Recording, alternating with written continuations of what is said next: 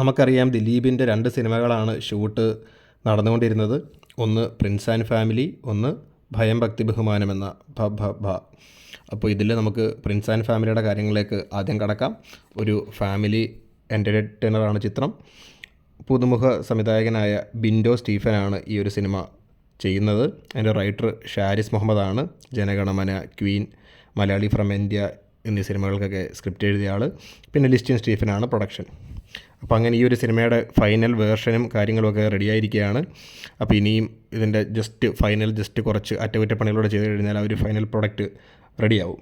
അപ്പോൾ ഈ ഒരു സിനിമ ഏപ്രിൽ മാസമായിരിക്കും തിയേറ്ററിലേക്ക് എത്തുന്നത്.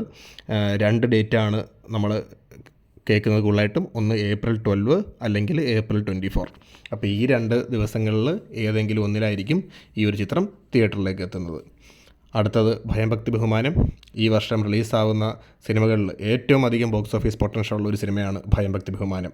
ഒരു പഴയ Dileep style entertainer, throughout ഫണ്ണും കാര്യങ്ങളും ഉള്ള ഒരു എൻ്റർടൈനറിനാണ് അറിയാൻ സാധിക്കുന്നത്. അത്യാവശ്യം ആക്ഷൻ രംഗങ്ങളും എല്ലാം ഉണ്ട്. ദിലീപ്, വിനീത് ശ്രീനിവാസൻ, ധ്യാൻ ശ്രീനിവാസൻ എന്നിവരാണ് ഈ സിനിമയിൽ പ്രധാന വേഷത്തിൽ വരുന്നത്. ഇപ്പോൾ പുതുമുഖ സംവിധായകനായ ധനഞ്ജയ് ശങ്കറാണ് ഈ സിനിമ സംവിധാനം ചെയ്യുന്നത്.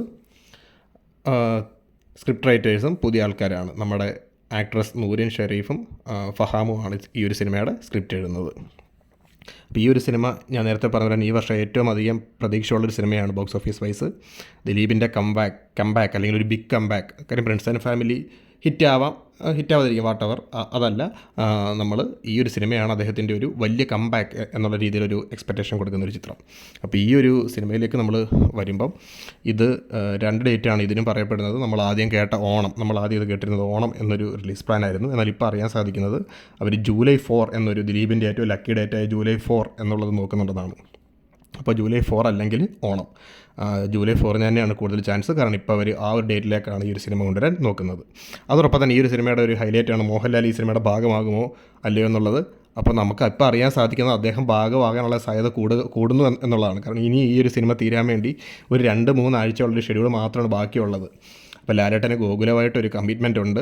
അപ്പോൾ അത് ഈ ഒരു സിനിമയിൽ കൂടി, കാരണം നമുക്കറിയാം മറ്റ് ജിത്തു മാധവൻ്റെ സിനിമയുണ്ട്, അതല്ലാതെ തന്നെ ഒരു ചെറിയൊരു ക്യാമിയോയുടെ എന്തോ ഒരു കമ്മിറ്റ്മെൻറ്റ് അങ്ങനെ എന്തോ ഉണ്ടെന്നാണ് പറയപ്പെടുന്നത്. അപ്പോൾ അത് മേ ബി ഈ ഒരു സിനിമയിൽ വരാനുള്ള സാധ്യത കൂടുതലാണ്. സോ ആസ് ഓഫ് നൗ നമുക്കത് എഴുതള്ളാൻ പറ്റില്ല. എന്നിരുന്നാലും നമുക്ക് ഈ ഒരു ഷെഡ്യൂൾ സ്റ്റാർട്ടാകുമ്പോൾ അത് കറക്റ്റായിട്ട് അറിയാൻ പറ്റും. പക്ഷേ അത് അദ്ദേഹം ഉണ്ട് എന്ന് നല്ല രീതിയിലുള്ളൊരു സ്ട്രോങ് റൂമർ ഇപ്പോഴും ഉണ്ട്.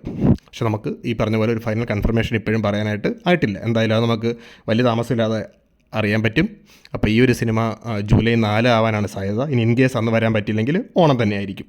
അപ്പോൾ ദിലീപിനെ സംബന്ധിച്ച് വളരെ ഇമ്പോർട്ടൻ്റ് ആയിട്ടുള്ളൊരു ടൈം പീരീഡാണിത്. കാരണം അദ്ദേഹത്തിൻ്റെ കേസും കാര്യങ്ങളൊക്കെ വിധി നമ്മൾ മാർച്ചോടുകൂടി എക്സ്പെക്റ്റ് ചെയ്യുന്നുണ്ട്. മാർച്ചിൽ വരുമെന്നാണ് പ്രതീക്ഷിക്കുന്നത്. അത് അദ്ദേഹത്തിന് പോസിറ്റീവായി വരും എന്നൊരു സംസാരമുണ്ട്. നമുക്ക് അതിൻ്റെ സത്യാവസ്ഥയൊന്നും അറിയില്ല, അത് കംപ്ലീറ്റ്ലി വേറെ കാര്യമാണ്. ഞാൻ ജസ്റ്റ് ഒന്ന് പറഞ്ഞതേ ഉള്ളൂ.